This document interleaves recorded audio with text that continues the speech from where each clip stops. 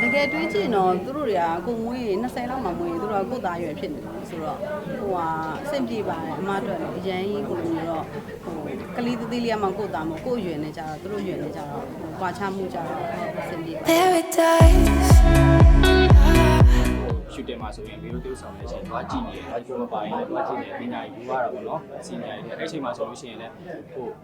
အမေတို့ခုမပါဘဲနဲ့ဟိုကျွန်တော်တို့ကင်မရာဒီလိုမျိုး ratio ခွဲပြီးရိုက်တဲ့ဟာမျိုးရှိရဲ။မပါဘဲနဲ့လည်းအပြည့်လုပ်တယ်။တစ်ဖက်လူလောက်ရတာအဆင်ပြေအောင်လို့ပေါ့နော်။အဲ့လိုမျိုး support လုပ်တာတွေရောပြီးလို့ရှိရင်အမေရဲ့အဲ့လိုမျိုးတိုးဆောင်တဲ့ချိန်မှာမော်ဝင်သွားတဲ့ဟာကျွန်တော်ဆိုလို့ရှိရင်မူးဝင်အောင်လို့အမေဟာပြန်ပြန်ကြည့်ရတယ်ကျွန်တော်ဖုန်းနဲ့ရိုက်ထားတဲ့ဗီဒီယိုတွေပေါ့နော်။ငါအမေဒီလိုတိုးဆောင်လာအဲ့တော့ငါမှုကဒီလိုဖြစ်မှရမယ်ဆိုပြီးတော့ပြန်ချိန်ရတဲ့အရာကြီးရှိရပေါ့နော်။ပြီးတော့ဂျားထဲမှာဆိုလို့ရှိရင်လည်းမကြမကြတွေးဖြစ်ပါတယ်မိပေါင်းနေရတယ်။အဲ့ဒါဆိုတကယ်ကို